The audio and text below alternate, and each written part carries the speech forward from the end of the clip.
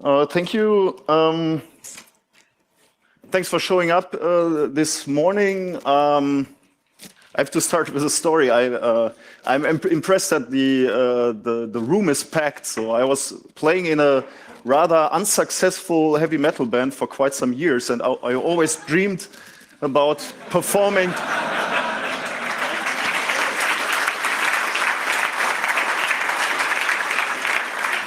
Life can be very ironic. You start working on quantum computers and diamonds, and people show up to your performance. Anyway, so I have to start with a little disclaimer, and I mean that from the bottom of my heart. I'm a physicist, or more precise, I'm a material scientist, and with that, I have a strong background when it comes to materials and diamonds. My background is not so strong when it comes to the things you are interested in, quantum algorithms and stuff, although I will talk a little bit about that. Please be kind when it comes to the question and answer part of this talk. Anyway, let's start. Whenever you take a look at the concepts of future computers, of course, it makes sense to take a look back on the computers that were there before. And of course, every one of you know this diagram. It's Moore's law.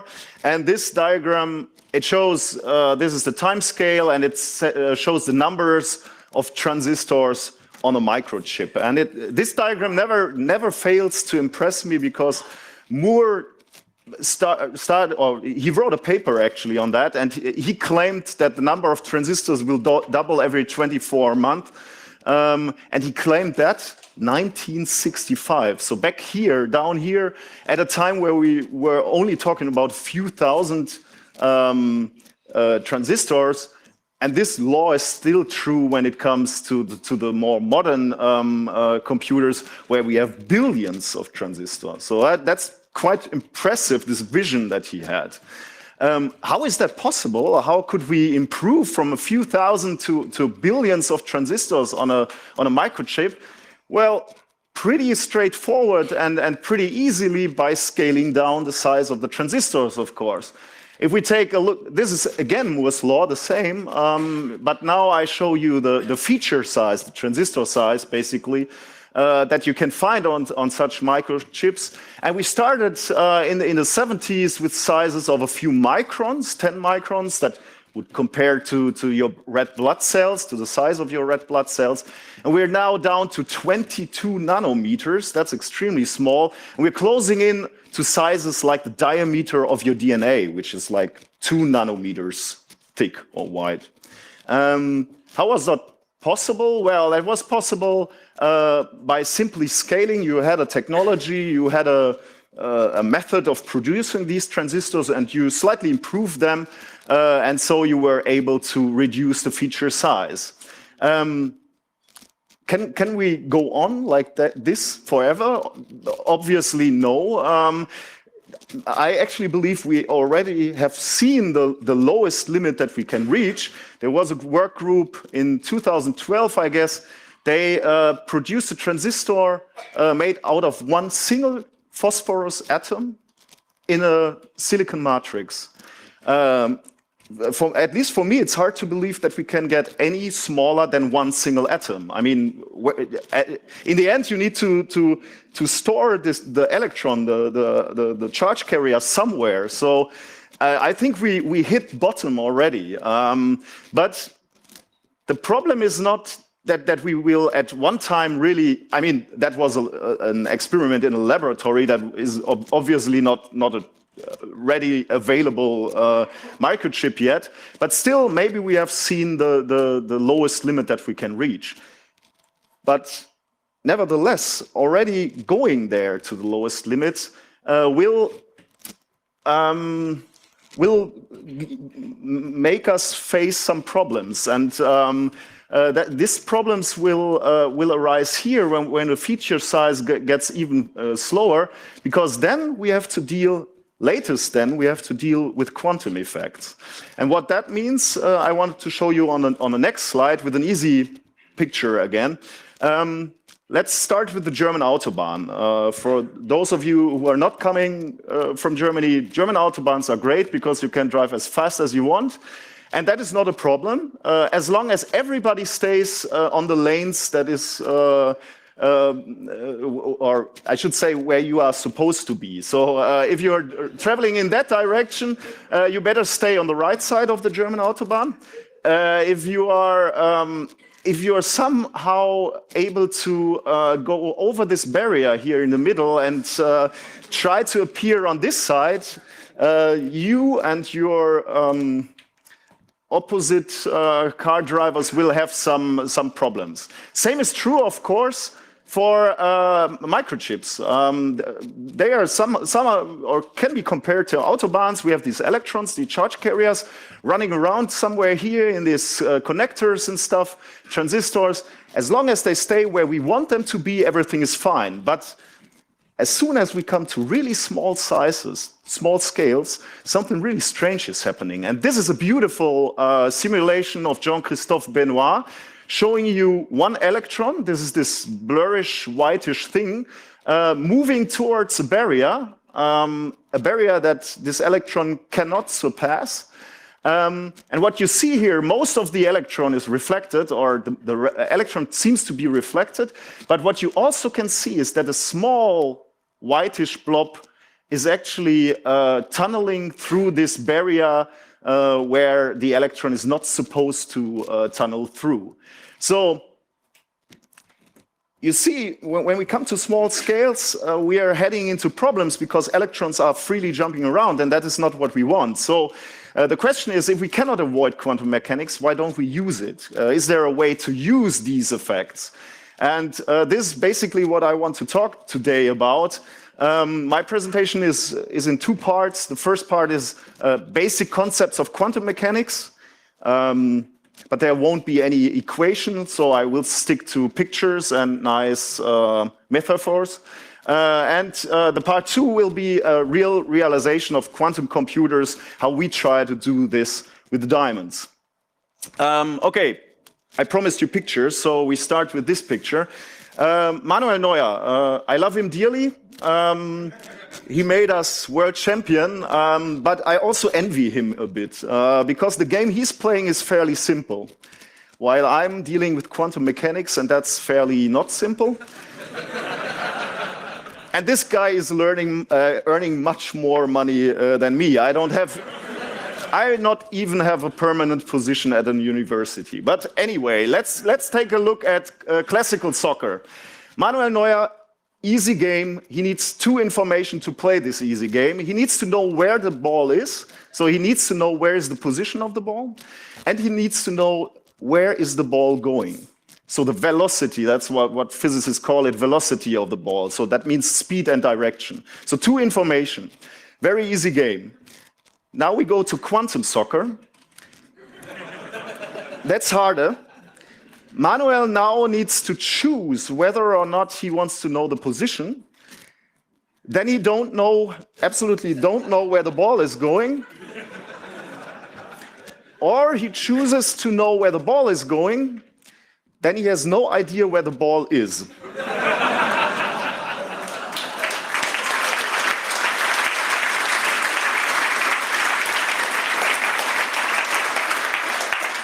You see, the game is getting harder. No World Cup for us in the case of quantum soccer. So, being more precise now, we can compare it now. We can compare classical physics now with quantum physics. As we have seen, classical physics, so if we're talking about balls, it's perfectly fine that we know the position and the velocity of a particle. That changes with quantum physics. Let's go back to the electron. You see here this blurrish reddish electron, and we know. Let's say we know exactly the velocity of the particle. We know where it is going and at which speed. Then we don't know the position of the electron actually. So this is not how a physicist would draw it. We like diagrams, so we would do something like this here.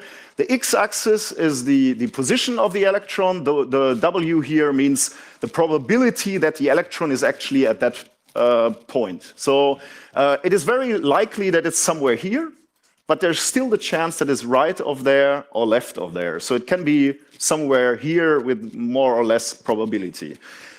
Werner Heisenberg, German physicist, was working on that, was a founder of this theory.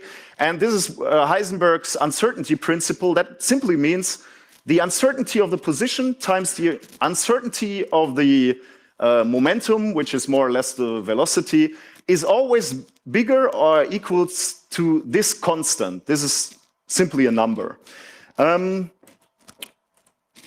This tells us something about nature, and this is really interesting.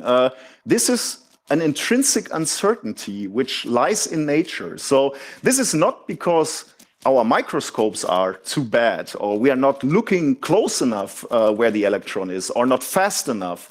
This is an intrinsic uncertainty. When it comes to small particles, this is how nature is behaving, and this is really or you would not expect that, I would say. Now, with this simple principle, we already can explain tunneling, quantum tunneling, the thing that we talked about already. The electron coming close to a barrier, to an energy barrier, or let's say it's a wall. And usually you would expect that a particle cannot go through the barrier. But in fact, now you see this diagram that we physicists love. And now you see the probability says it's very probable that the electron is on the left side of the barrier. But there's still a small probability that the electron is actually on the other side. And this is the reason why tunneling really happens and can be measured, just because there is a mathematical probability that the particle is on the right side. It really appears on the right side every once in a while.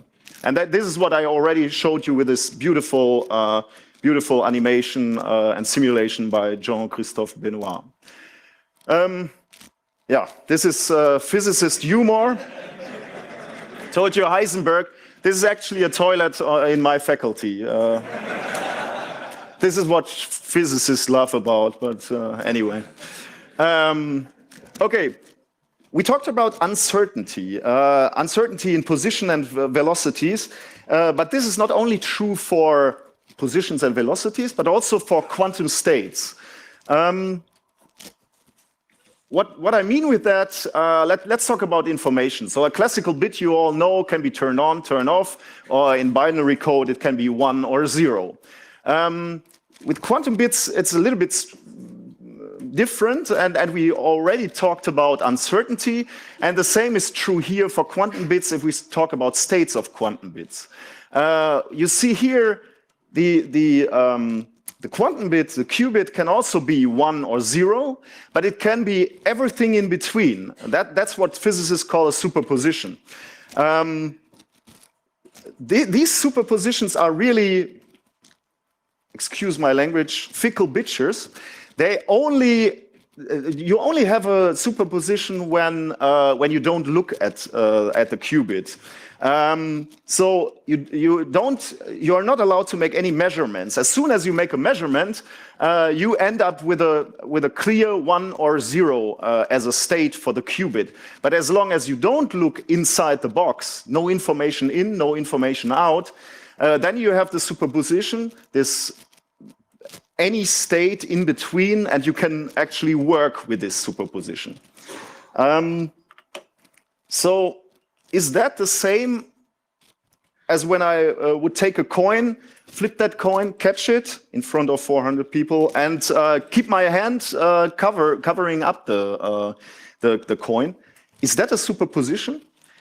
No, it is not. The state of my coin is described by basically probability. It's 50-50. Either it is heads or it's tails. And of course my ignorance, because I haven't looked yet. But the fate of the coin is already chosen. That's quite philosophical. Okay, the fate is chosen. If I uncover it, I see the result, but the result was there before. This is not true for superpositions of qubits. As long as we haven't looked the fate of the qubit wasn't decided yet. There is no record. There is no decision made yet. And this is what makes qubits more powerful than, or that's one reason why there lies power in the concept of quantum mechanics. Now let's talk about, we already talked about qubits, but the question you could ask now is, of course, what is a qubit? So, I mean, in real life, where can I see one? We start again with a classical bit comparison, 1 and 0. We could take this spinning tops as yet another picture. Either it is facing down and turning anti-clockwise, or it is facing up and it's turning clockwise. The same is true. Actually, this is not true. For qubits, qubits are small particles, and small particles like electrons, protons, photons, they have a property that physicists call the quantum spin. You should not mix this spin with a quantum spin, so actually the electron is not turning and spinning, but still it's a nice picture, so we use it. But what you really can measure and see is that qubits have a small magnetic field. So they have a north pole and a south pole. And that's pretty, that comes handy because we now can manipulate the state of the qubit. If we take a rather strong magnetic field and we bring in our qubit, it will very likely align in the position of the lowest energy. That means, of course, the north pole of the magnet will face to the south, and the south pole of our little qubit magnet will face to the north. Just like a compass needle, of course, you can open the compass and invest a little bit of energy and turn the compass needle in the other direction. The same you can do here.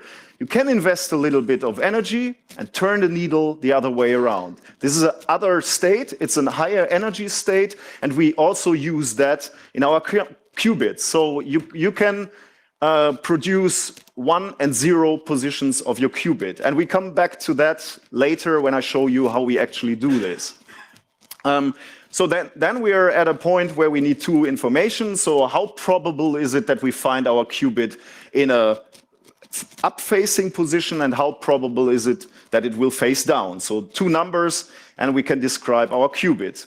That's not very exciting, I would say, but it gets exciting when we start looking at more than one qubit, because then is something very interesting happening. Let's start first again with two-bit systems. Both spins, or this here, both down, one down, up, down, up, and of course, you know, 1, 1, 2, 2, 0, 0. So although the system, our two classical bit system, can have 4 states, we need 2 information to wholly describe the system. You need 2 information. What is the state of the first bit? What is the state of the second bit? That gets a little bit more complicated when we come to qubits, and I spare you even more, I spare me the mathematics behind it. 2-qubit system, it can be easy. Let's say this case here, both qubits facing up, very easy. 2 qubits facing down, very easy. But this here isn't easy at all. This is what physicists call entanglement. In that state, the one qubit is facing up, the other one is facing down, and the 2-qubit system, the entangled qubit system, is perfectly free in whatever direction it want to face. We were already talking about that when I introduced the superposition, but the same is here, the entanglement. Now we have 2 qubits, and they can face in whatever direction they want. So they are more or less perfectly free, with one exception. The one qubit is facing the one way, the other one is facing the other way. So you see, you need more information to describe such a system. In fact, for a 2-qubit system, you need 4 information. So A, D, and this entanglement states B and C, which comes out of rather complicated mathematical calculations. 4 informations. for 2 qubits. But it's getting more extreme if we are talking about more than 1 or 2 bits versus 2 qubits. You see here the classical bit system. Of course, you already know 10 normal classical bits. You need 10 information, n information for n bits. But for qubits, it's 2 to the power of n information. So this system is getting rather complicated fast. In fact, if we would succeed in having 300 perfectly entangled qubits, this number here, 2 to the power of 300, is so big that you need more information than we have particles in the known universe to describe this system. So you see, the system is getting complicated. But of course, you can formulate it the other way around. We have a complicated system, so we can work on complicated problems. And I touch back on that, I guess, on the next slide. But first, I have to show you one more thing concerning this strange nature of qubits. Again, we start with the 8-bit register. If you want to do calculations or if you want to rewrite the information in such a register, you need steps, process steps. So that takes time. So calculations, rewriting of the register positions here takes you time. In entangled systems, in qubit superposition or entangled qubit systems, this looks a little bit different, and I have already told you about that. I told you about this entanglement, that we have these 2 entangled qubits, and that they are not independent of each other. So if the one is facing the one direction, the other one is facing in the other direction. And that has a consequence in so far that if you manipulate one of those qubits, you manipulate all of them immediately. And that's, of course, there lies a real power, because you can in parallel do operations that you couldn't do in a classical computer. Are quantum computers faster for every problem, for all the problems? Well, no, they are not. In fact, for most of the problems, they are actually slower. If you would sit on your couch and stream a movie, the quantum computer wouldn't have any advantage. There are specific problems where quantum computers have the edge over classical computers. And that's problems that you are, of course, familiar with. For example, the public key encryption protocol, which basically is based on the fact that it's very, very easy to take 2 integer numbers, prime numbers, and multiply them. And everybody of you could do that within a minute, I guess, and tell me that the result is this large number here. It is more complicated to do it the other way around. If I would ask you, what are the prime numbers that, if multiplied, give this number? This is incredibly hard, and so hard that classical computers need thousands of years to do that, and a quantum computer would only need some minutes to do that. The reason is that that a lot of calculations can be processed in parallel.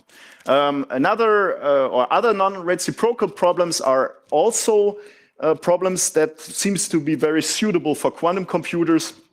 For example, this here, the phone book problem. It is very easy for you, if I ask you for I give you a telephone book and ask you for the number of John Doe, you could easily tell me the number. If I just give you a number and you are supposed to find me the name from this phone book, that will be rather hard. And this again is a problem that can be solved with quantum computers more effectively. In fact, I told you I'm not really strong in quantum algorithms, but I show you at least the more famous algorithms that were found, and they were actually found quite some years ago, 1994 and 1996. The Shor algorithms, algorithm, which is for integer factorization. I talked about. You see here, if we take a typical example, then you see that a classical computer would need 10 to the power of 19 steps, while the quantum computer only needs around 90 steps. And the same for the phone book. 60 million entries. The only strategy, basically, that a classical computer have is starting at A and go through till he finds the number. No, he's not starting with A, but he's starting with a telephone number. But he's starting with the first entry and go through the entries. And at one time, he by chance finds the right name to the number. And the quantum computer is faster there with a lot of less steps to find the right name to a number. So I told you I'm not strong here, but the message I want to send with this picture is this here, the bottom line. We have the algorithms, so we need hardware now. So give us the hardware. And if we are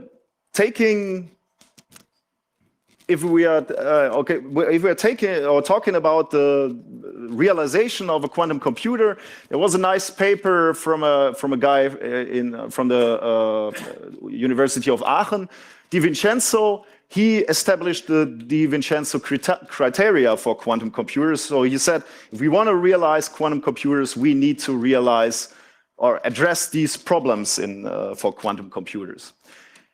And they are pretty obvious. We need well-defined qubits, of course. We need qubits that we can trap, that we keep at place. And the next thing is we need to initialize them. We need to give them a pure state, either superposition or tell them B1 or B0. We need quantum gates, of course, to do operations, algorithms. We need measurements to read out our qubits, whether or not they are 1 or 0 at the end of our calculation. And we need long coherence times. That means those, I told you already, our superpositions, our qubits, they're fickle and they act strange and randomly at times. So we need qubits that are rather stable. Okay. We need to address all of this in the next slides, but let's start with a short history of quantum computing here. 2001, IBM showed the first real quantum computer, an NMR computer, nuclear magnetic resonance computer, and they actually had a Shor algorithm running on it. So they used the Shor algorithm to do this factorization problem I showed you. And the incredible number they were able to process was find the prime numbers of this number. Is anybody capable of doing that here? Yeah, right. The gentleman said not at this time. But usually I would say you are as good as a quantum computer when it's not that early on a Congress day. Okay, I give you the result. It's 3 and 5.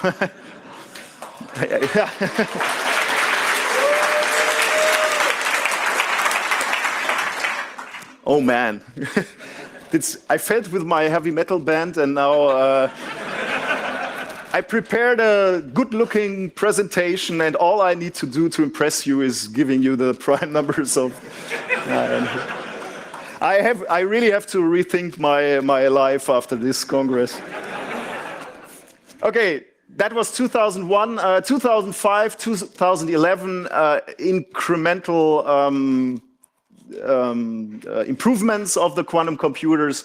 2011, He-Fi China, 4 qubits, giving you the number of, or the prime numbers of this number.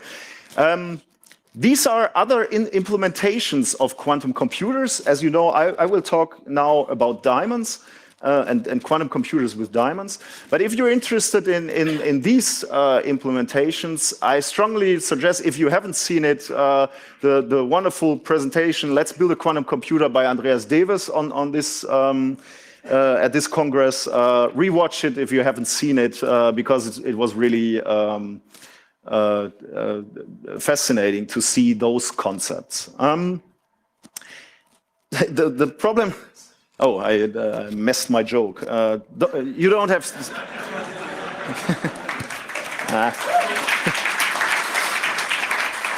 Okay, what I wanted to say is, although Andreas realized a quantum computer here with these methods, they have some kind of drawback. All these implementations are rather complicated. You need large lasers, you need vacuum chambers, you need strong electromagnetic fields to trap your qubits.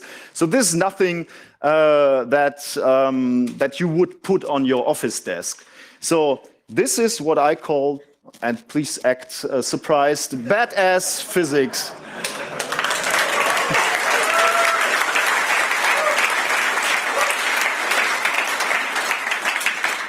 So of course, physicists were looking for alternatives, and they were pretty surprised to find an alternative here in diamonds. Actually, diamonds have extremely stable qubits at room temperature. You don't even need to cool down your devices.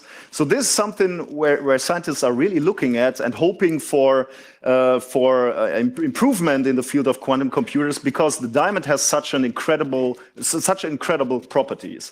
And I will tell you now why they are so incredible. But actually, what we need is not, we don't need perfect diamonds, but we need diamonds with small defects. And I like this quote here from Colin Humphreys, a physicist: "Crystals are like people. It's the defects in them which tend to make them interesting."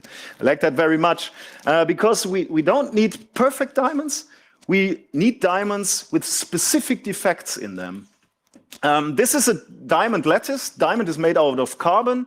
And what you see here is the special defect I'm talking about, the NV center. And the N stands for nitrogen, and the V stands for vacancy or void, so a missing carbon atom. So that's what you see here. There's the nitrogen atom, and there is the void, the missing, the vacancy, the missing carbon atom.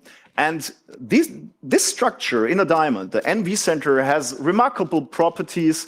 They are a very excellent trap for electrons. And we already talked about that electrons have a quantum spin. So we have a trap for electrons. The electron stays at that position, and it's rather stable for some reasons. Those qubits have a long coherence time at room temperature in diamond. Question now, of course, is, let's start with this here. We succeeded with the first point. We have well-defined qubits. Now the question, of course, is, can we measure them? Can we initialize them? So first, measuring them. Can we measure the state? First, an easy picture. What physicists do when they want to measure something is they use lasers. So we shine a laser on these NV centers, and we get a signal back. And the signal is a little bit different to that we shine in. So we can distinguish between the laser that we put in and the light that comes out. Now we make that a little bit more. Okay, that's a picture of such a measurement. What you see here, these tiny points, are actually single NV centers in our diamond crystals. So how does that work? I want to explain you that a little bit in more detail. These are energy levels in our diamond. We start with the ground state. The electron is at the ground state. If we now shoot with our laser light on it, the electron will take some of the energy and jump up to the excited state. It won't stay there for long. It stays there for some milliseconds and jumps down then back again. What we see then here is fluorescence light, light that we can measure, and we get information from that. Now we play the same game again, but we change the game a little bit, and we change it in the beginning. Let's start again with the electron on the energy ground level, and we use some microwave pulses to give the electron a little bit of energy. And what happens then is the electron changes its spin. You remember the picture I gave you, the compass needle, the little magnet in a magnetic field. if we invest some of the this microwave pulses a little bit of energy, and we turn and spin the qubit in an up position. So now we can, with these microwave pulses, initialize the qubit, whether it should be 0 or 1. And now we repeat the experiment from the left side, and something impressive happens. Now again, energy, the electron jumps up, but because we are coming now from a spin-up state, something different happens. It doesn't jump back down again and giving us the fluorescence light, but now it jumps to an intermediate state, stays there for a few milliseconds, and then jumps back down to the ground level. And the surprising thing about that is we don't see light. Or I should say, we don't see the fluorescence light we are looking for. So you see, now we can initialize a state. We can measure the state with our laser pulse. When we see light, we know the electron came from the ground state. If we don't see any light, the electron came from the spin-up state. And what we also can do is, if we choose the microwave pulse right, we can have a superposition. So coming back to the DiVincenzo criteria, we have well-defined qubits in our diamond. We are able to initialize to a pure state. We have qubit-specific measurements. That is our laser. So what we now need are quantum gates. So we need to calculate or do operations with the quantum computers. I show you an example, not for diamond, for another spin system, because that's a little bit easier to explain on one slide. But more or less, I guess you get the idea of how we are doing that with quantum gates. So I show you the controlled NOT gate, the C NOT gate. For the few of us who don't know what that is, we have a control bit. This is the red one, and we have a target bit, the blue one.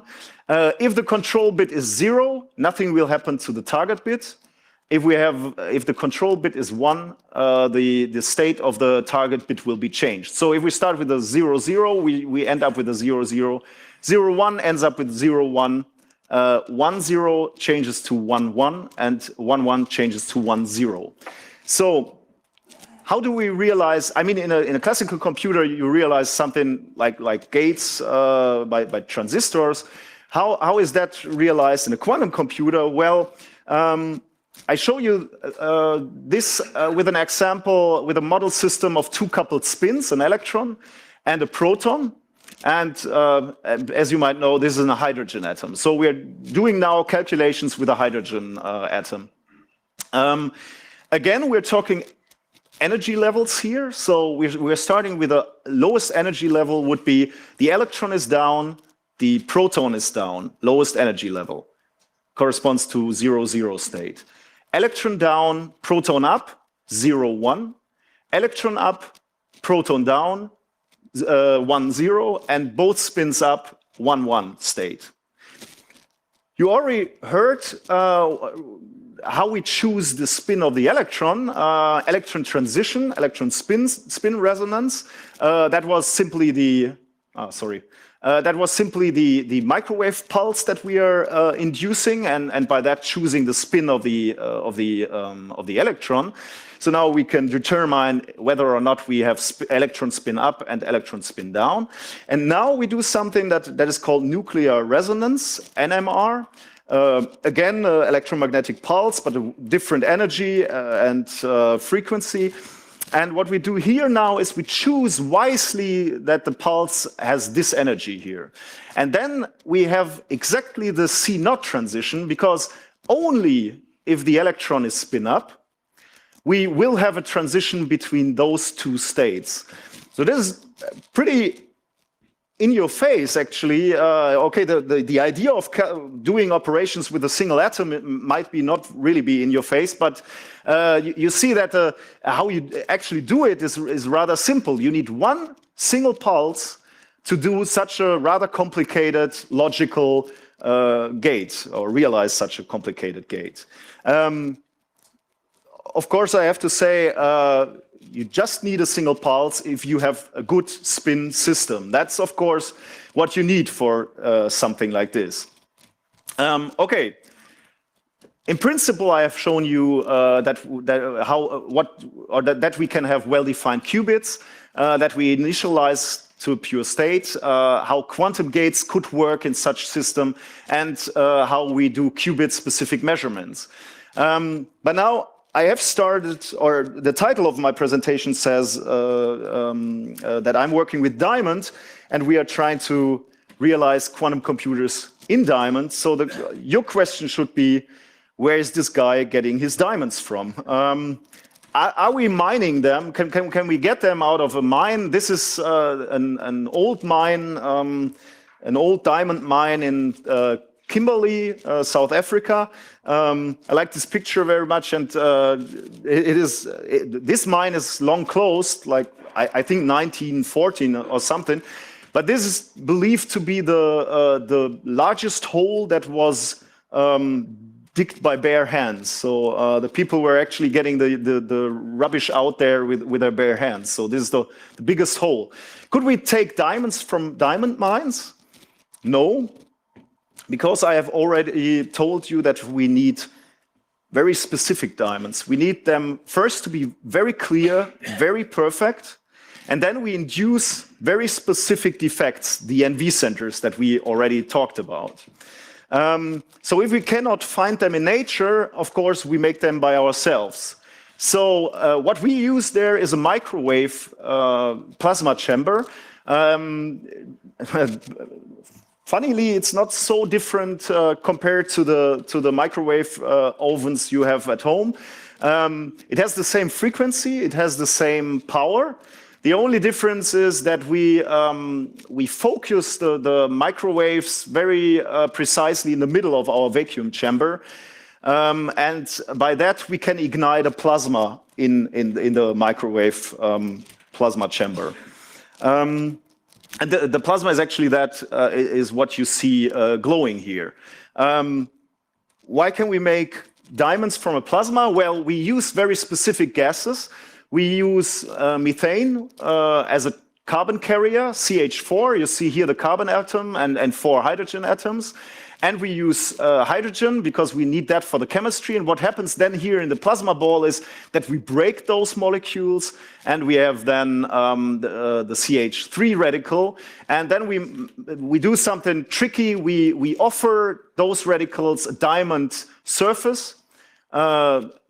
We call that the diamond seed crystals. We bring it close to the plasma, and then more or less like Lego playing by self-organization, this radical goes to the position on the diamond and continues to grow the lattice of the diamond. So we can start with a rather dirty one and start growing our perfect crystals on top of it. So does that really work? I want to convince you that that works, because this is a video of our plasma chamber. You see this greenish plasma over the crystals here, and these are our dirty seed crystals. They have heights of around 0.5 millimeter and a diameter of around 10 millimeters. So they're rather big. And okay, for this quantum computer application, we don't need really thick diamonds. But of course, if you have a lab and you have a plasma chamber in there and you have seed crystals, the first thing you do on a weekend where you don't have any other plans, you grow large diamonds. So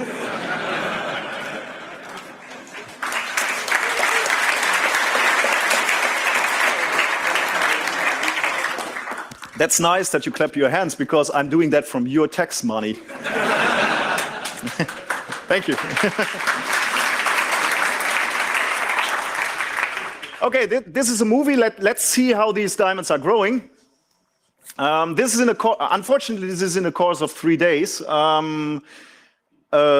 Friday evening till Monday evening. Those diamonds don't look very nicely. Now they are 3 millimeters tall, so now they're really rather large-sized diamonds. Perfectly single crystals in the middle. not so perfect and not good looking in the outer edge here. So what I did is I took a laser and cut out the perfect diamond and went to a jewelry shop and asked them, because they really don't look like, you couldn't impress anybody with them. But I went to them and asked them if they can polish me the diamond like a real brilliant, like the stones you would have in rings or amulets or something. So the man there was suspicious because I had never seen such a stone. So he asked me what material that is. And I said, that's diamond. And then he said, where do you have it from? And I said, I made it by myself.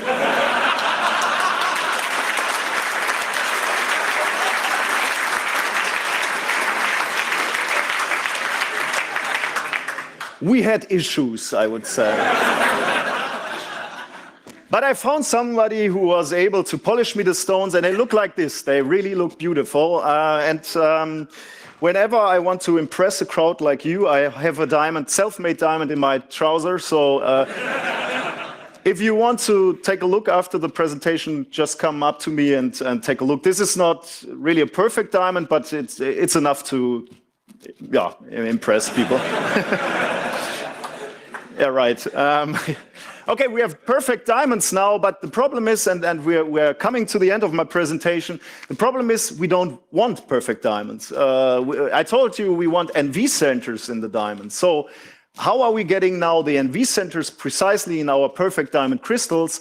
Well, we take our iron guns. Something else that I buy from your tax money. We take iron guns, we take the perfect crystal, we take iron guns and we shoot ions, nitrogen ions obviously, on our crystals. And what happens then is first a pretty mess, so the nitrogen is in the crystal.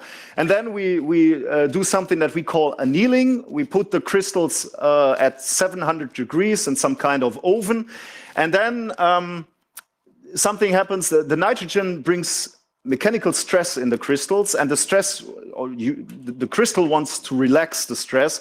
So what happens automatically actually is that the V centers, the vacancies move to the nitrogen without us doing anything very professional with it. So that is one way how we can produce the NV centers in our crystal. The other method is called delta doping. I already showed you how we grow the diamond layer by layer, and that is shown here. At one specific time, we bring in nitrogen into the process. And then, of course, we deposit the nitrogen into our lattice. Now we have the nitrogen, but no vacancies. Now we take an electron gun, yet another thing I buy from your tax money. We shoot in vacancies here, do again the annealing step, and we end up with NV centers. Yeah. So now I'm really coming to the end. Well, I showed you that we have well-defined qubits. We have we can initialize them. I already showed you that. So we are able, in principle, to produce a diamond quantum computer. How far are we with that? What is the state of the art? Well, it's in its infancy, of course. So there was a 2-bit qubit quantum computer realized. Grover's algorithm was running on it, and 95. Okay, and the calculation was pretty right on the first try.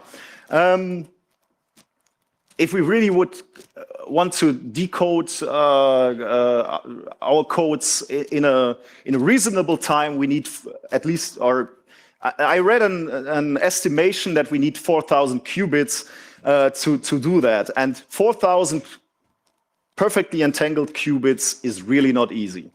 But still, people are working on that. Based on Edward Snowden's documents, you see that the NSA runs a project worth 80 million called Penetrating Hard Targets. I like the name of it very much, to develop quantum computers. So I already told you that I liked the presentation, and that's really my last sentence now. The presentation of Andreas yesterday, and there was one remark that I want to repeat because I liked it so much. If you ask me, quantum computers are not there right now. They're not effectively working, but they will come because the technology already is there. It is very likely that those concepts, because you see they are rather complicated, the knowledge about the quantum computers will be in the hands of governments or rich companies. So it's very important that we keep an eye on the developments and what's possible and what's not possible. And yeah, to end on a positive side, I will keep an eye on that for you with your tax money. So thank you.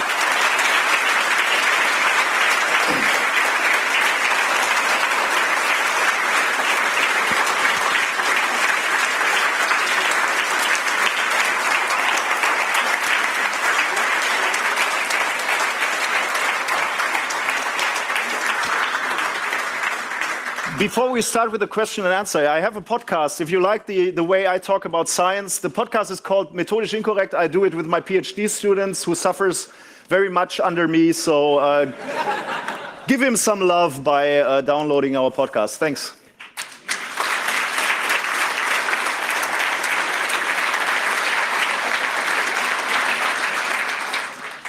Nice plug. Is this on? Oh, yeah, it is. Nice plug. Okay, so we have time for some Q&A. There's 4 mics in this room, 2 there, 2 there. Also, there's the ISC, of course. And we also, if you're unable to get up for like an actual medical reason, we have a backup audio angel to give you a mic. So we'll just start with number 2.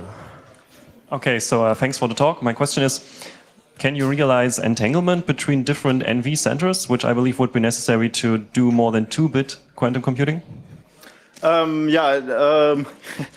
First, before I answer the question, you're the first audience who's not asking about the diamonds and whether or not I'm rich because I'm producing permanently diamonds, but I appreciate that. Yes, there were realizations of entanglement of 2 qubits in diamonds and more than 2 qubits in diamonds.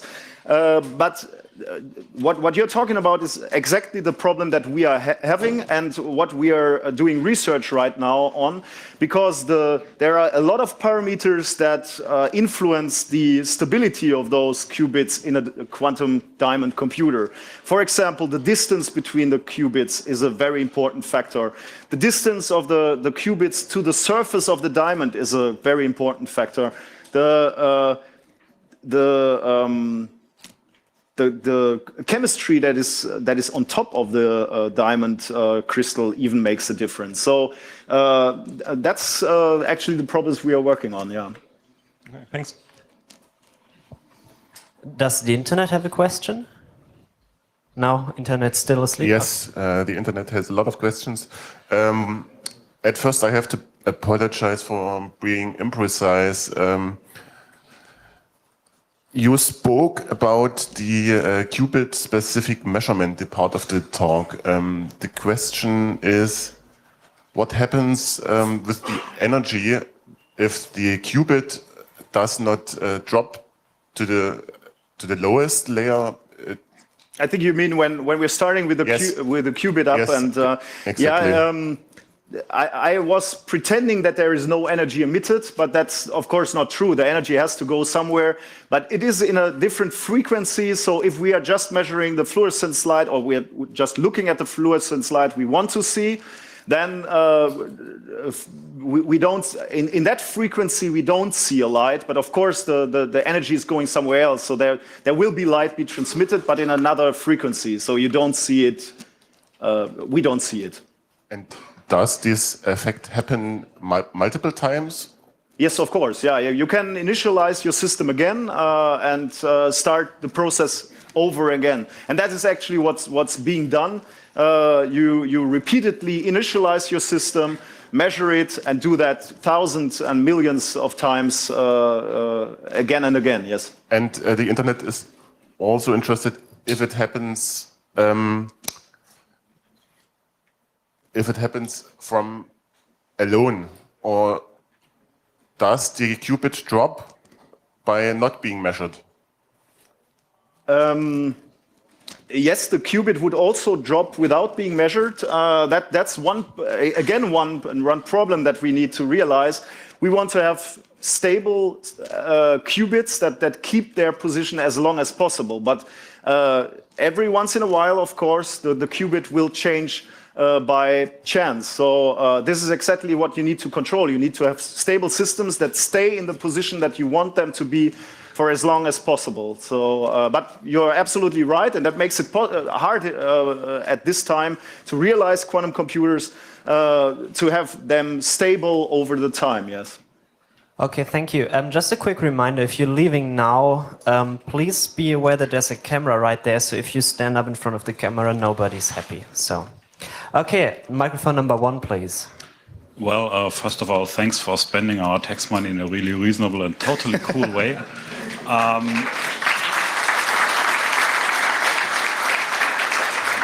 So I was wondering, if we assume agencies with basically unlimited funding and highly compartmentalized information, do you see any practical risk that they, in air quotes, have the technology at scale and we simply do not know about it? Yeah, I'm asked this question. I'm asked quite a lot, and of course, it's hard for me to really give an estimation about that. Usually, I would say I'm pretty. I have an eye on the developments that happen in science, or in my field at least. And what you usually see is that you have publications on one topic, and when it's really getting dangerous, those publications will drop, and you will not hear anymore about the findings in that field. And people, the experts that are working in these fields, are vanishing. So I would say optimistically, I don't think that they are much further, but I cannot say, maybe they are further than the publications suggest. Yeah. With Stuxnet, we've seen that, or academia has said, some people have said that what was in Stuxnet cryptographically was years or even decades ahead of what academia knew about. So yeah. That makes a little pessimistic view on the works I'm doing every day, but yeah, I hope you are not right, but I cannot, yeah. Thank you, thank you. So if there's no talk by Nicholas next year, you know what happened. I'm either really rich then or turn to the dark side. So. Yeah, right.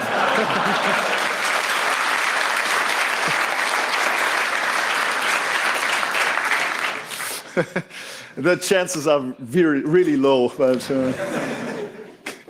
Mic number 3, please. Yeah, hello.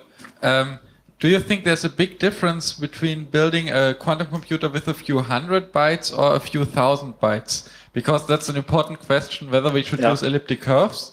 And do you have any estimation how long it will take till we have a practical quantum computer? That's really tough questions, because this is really fundamental science right now, and we are really struggling with a few qubits, having them entangled for a longer period of time, or for a time that's enough to do calculations with that. And you see, we are like,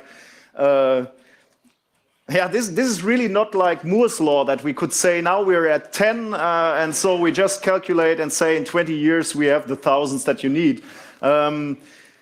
There is so much fundamental physics to be done there on material science. I couldn't even tell you if a real working diamond or a quantum computer, there will be quantum computers, that's for sure, but will that be realized in diamonds? I cannot tell you, because there are so many problems. Just what you said, if you're starting with a few quantum bits, they disturb themselves, and so it's getting increasingly difficult if you increase, starting with 4 qubits going to 8 or 16.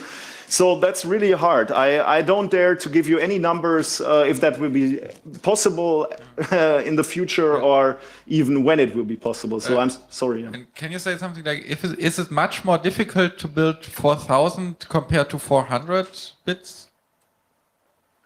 That's really important for the cryptographic implications.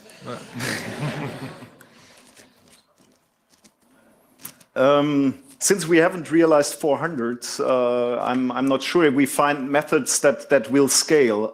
That's the question. If we find methods to produce, I mean, we are really struggling to bring in precisely 4 or 8 in a specific distance from each other. So yes, when we have the methods to make it with 8, maybe it's possible to make it with 400, and then we are at 4,000. But I see no technology now that is scalable to do that. So right now, I don't know how. Thank you. Mic number 1, please. You really often talked about the state of the quantum bits in the diamond. How long of a time period you're talking about? They stay stable. Some milliseconds. So I think from the one publication that I showed, they stated something like 2 milliseconds. But that's enough to do some calculations. That would be enough, yeah. And then again, like the question before, we can initialize them again and do the calculation again. But that's again something that we are working on is to improve that time to make more calculations after the initialization. How about the internet? Yes, one question is, or you talked a lot about our tax money. Do you publish in open access? Yes, I try to. Yeah, my last paper, not on diamonds but on graphene, was published open access. So I really suffer from the publication system. I feel your pain. So I think it's really.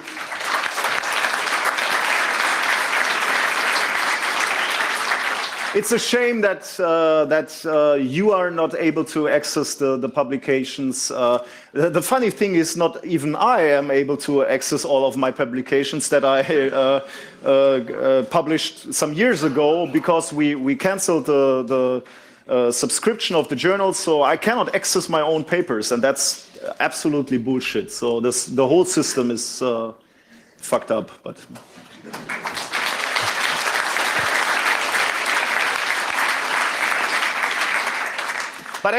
to be fair, the European Union is changing the system a little bit. Now when I'm funded by European money and also German money from funding agency, they expect that the science that I do will be published open access. So there is something going on in that field. So that's not so pessimistic, or it's getting better there, at least. Mic number 2, please. You said you would watch the market for us. I've got a question about D-Wave. Do they have a quantum computer that conforms to your criteria? I mean, D-Wave is a company, and so they are not publishing what they have. So it's really a little bit difficult to get real hard facts on that. But from everything I know or I see, they have a different realization of the quantum computer. They have something that is called adiabatic quantum computer. The real difference there is that they are not working with, as far as I understand it, with really entangled qubits. So they haven't realized the power, or they haven't set free the power of a real quantum computer. As I said, it's really hard to get informations there, but from everything I have read, this is not a pure quantum computer that I have suggested today here. But this is, of course, something. I mean, this is a big company. There are big companies behind that, and there is money, and they are at least working on the realization of the principle. So, this is what I wanted to say with the last sentence. So, we need to be aware of that people are working on that, and people with lots of money. So, they are not there yet. This is not a quantum computer I'm talking about, and the quantum computer that will crack all our passwords. But people are working on that.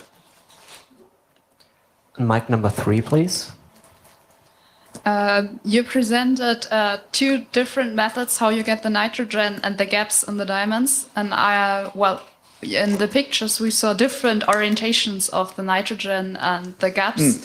And I was wondering if it makes a difference. And if so, if you can influence, what is the orientation? It makes no difference, and we don't have influence. Like you saw, it's more like a random process. So we shoot the ions in there or incorporate the nitrogen, and then make this tempering step. And this is a self-organizing process. This is actually this is the hard thing, or we are working on that. So I'm funded by this Mercator research. Funding agency, and that is the task that we are working on right now. Is how are we able to put the NV centers at a specific positions where we want to have them, but that is not orientation but position, and how can we how is that influencing the performance of the NV centers in our diamond? In the end, there is not. When it comes to the orientation or this annealing step, there is no control, if you want, like that. I mean, we have some process control of course, temperature and basically temperature to make this more efficiently, or let the vacancy move faster and give them more energy to move. But that's all. Yeah. Thank you. Okay, we are unfortunately out of time, so I have to officially shut this down, but Nicholas is still here, so if you have questions, just come up. Thank you. Thank you. Please use the prompt exit.